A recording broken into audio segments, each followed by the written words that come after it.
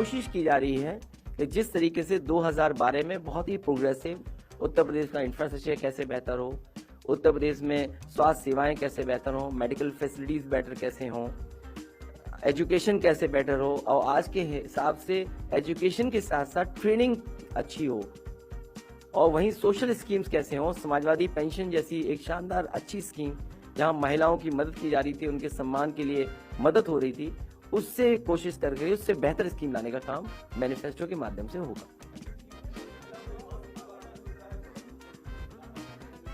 गोरखपुर में इस बार समाजवादी पार्टी सभी सीटें जीतने जा रही है। जो मुख्यमंत्री वहां मेट्रो न चला पाए हो, पहली घोषणा आप याद करो, आप में से अगर मैं गलत हूं तो मुझे ठीक करना। जिस समय मुख्यमंत्री जी झांसी पहुंचे, उन्होंने कहा कि सरकार बन गई है, झांसी में मेट्रो होगी और गोरखपुर में मेट्रो होगी। तो जो मुख्यमंत्री अपने घर में मेट्रो न चला पाए हों, जो मुख्यमंत्री अपने यहां सीवर लाइन न बिछा पाए हों, इस बार भी लोगों को नाव से चलना पड़ा, सोचो गोरखपुर में।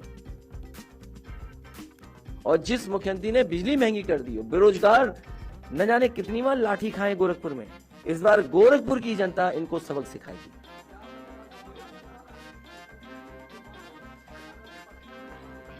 नहीं, अभी तो कोई बात ही नहीं ऐसी, अभी तो मैं आपसे बात कर रहा हूं। मुझे तो आपके आने से पहले मुझे पता लगा कि उन्हें गोरखपुर से लड़ाया जा रहा है, और मैं तो ये मानता हूं कि भारतीय जनता पार्टी ने उन्हें घर पहले ही भेज दिया। अभी तो जनता को भेजना था उन्हें घर।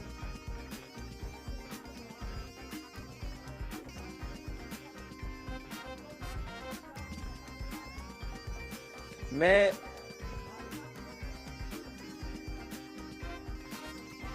ये भारतीय जनता पार्टी को शोभा नहीं देता, क्योंकि उनके मुख्यमंत्री के मुंह से अगर आपने 4.5 साल में एक बार भी बिजली कारखाने का नाम सुना हो तो बता दो,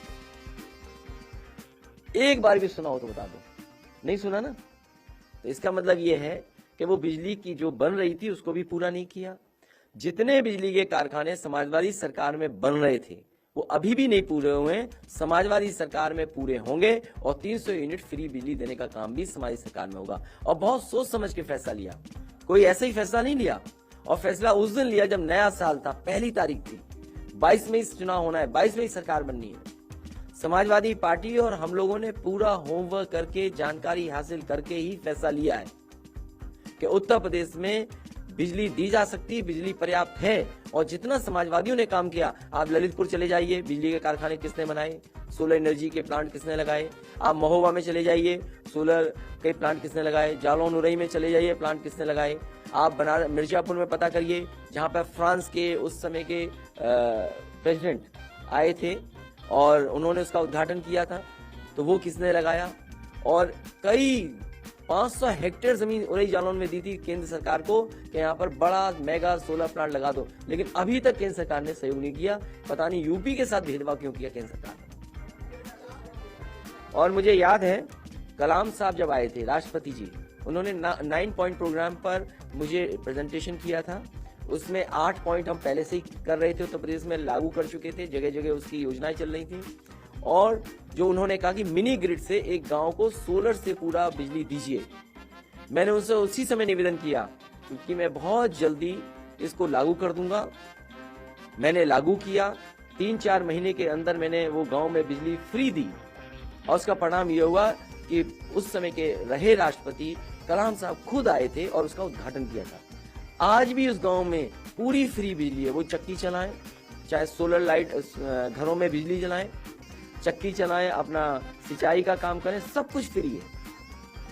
तो अगर एक गांव हो सकता है, उस समय और गांव भी मैंने दिए थे, कतनिया घाट के आसपास गांव दिए थे। अगर आपको याद हो, लोहिया गांव, लोहिया घर जो दिए थे उस समय, उसमें सभी में सोलर था, सोलर से एनर्जी से बिजली मिल रही थी, पंखे चल रहे थे। तो अगर वो काम क्यों नहीं हो सकता? वो काम पुनः समाजवादी सरकार में बढ़ेगा, जिसमें गरीबों को कोई बिजली नहीं बिल ना देना पड़ेगा।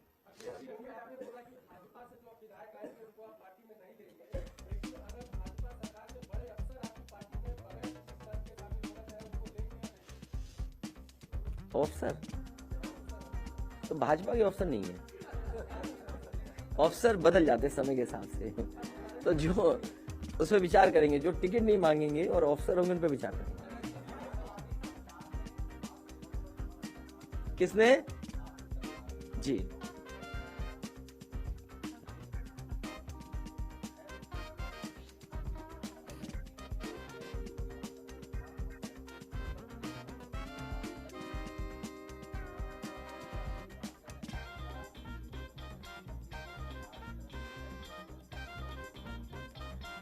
इंश्योरेंस एक दूसरा सवाल है, लेकिन सरकारी अस्पताल या ऐसी संस्थाएं प्राइवेट भी हों जहां गरीब को फ्री इलाज मिल जाए। समाजवादी पार्टी की कोशिश होगी कि उत्तर प्रदेश में ज़्यादा से ज़्यादा गरीबों को फ्री इलाज मिले, उसको किसी भी दवाई, जांच और बड़ी से बड़ी बीमारी में पैसा न देना। और इंश्योरेंस दूसरा विषय है।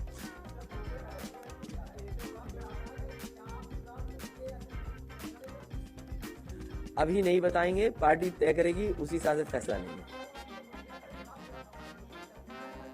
मुझे ये नहीं पता कि समाजवादी पार्टी कार्यालय में धारा 144 कब लागू हुई थी, तो इसका क्या जवाब दें हम, जब हमें ये नहीं पता था कि यहाँ धारा 144 लागू है। अगर धारा 144 लागू है तो आज फिर FIR हो जाएगी। आप और हम सब बैठे हैं यहाँ पर। तो जब समाजवादी पार्टी को और हमारी जानकारी में नहीं था कि पार्टी कार्यालय के अंदर, हमें तो ये जानकारी थी वर्चुअल रैली। अच्छा, वर्चुअल रैली की डेफिनेशन हमें नहीं पता थी, तो हमें ये लगा कि कुछ लोग सामने रहेंगे और वर्चुअली सबको भेजा जाएगी, कैमरे से सबको दिखाएंगे। तो जो लोग आ गए वो आ गए, हमने तो किसी को नहीं बुलाया, क्योंकि लीडर्स के सामने जब तक माइक ना हो और कुछ लोग ना हो तो बात निकलती नहीं है। तो इसलिए वो वर्चुअल रैली थी। वो लोग जो आ गए, आने वाले समय में हम कोशिश करेंगे कि ऐसे लोग ना आए और जो प्रोटोकॉल है उसको फॉलो करें। हैं?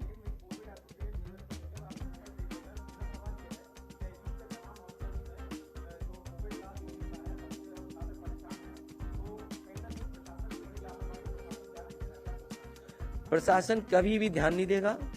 इन्होंने स्वास्थ्य सेवाओं को चौपट किया है। आज गरीब को कहीं इलाज नहीं मिल रहा है, ना ऑपरेशन हो रहे हैं सरकारी अस्पताल में, ना दवाई मिल रही है, ना जांचें हो रही हैं। तो राजधानी में अगर ये हालत है कि हॉस्टल के बच्चे जो माँ बाप से दूर हैं और यहाँ पर पढ़ाई करने आए, अगर उनकी देखभाल सरकार नहीं करेगी तो कौन देखभाल करेगा? इसलिए सरकार की जिम्मेदारी बनती है उन बच्चों को अच्छा से अच्छा इलाज और तुरंत प्रोटोकॉल के तहत जो दवाइयाँ उपलब्ध करानी चाहिए वो उपलब्ध कराएं।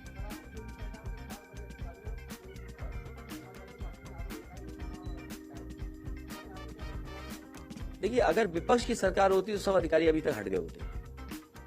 जब सत्ता एक जगह हो, दोनों पार्टियों की सत्ता एक जगह हो, दोनों सत्ता एक पार्टी की हैं, हमें उम्मीद है कि चुनाव आयोग इन बातों को देखेगा और इन अधिकारियों के खिलाफ कार्रवाई करेगा।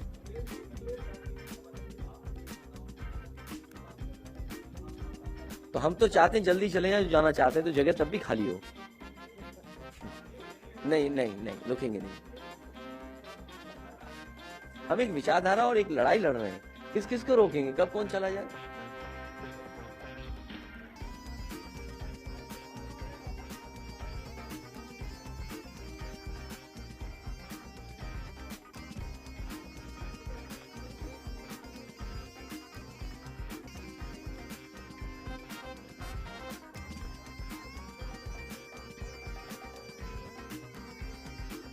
कभी कभी राजनीति में वो परिस्थितियां बनती हैं जहां बड़े चेहरे, बड़े नेताओं को भी साथ जोड़ा जाए, इसलिए उनको जोड़ने के लिए त्याग समाजवादी पार्टी ने किया।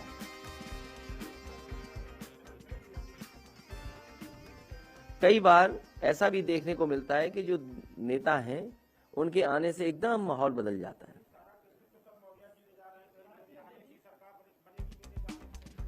तो अच्छी बात है, किसी के आने से अगर बाहर आए तो अच्छी बात है। हाँ, मैं अब क्या बोलूं उस पर।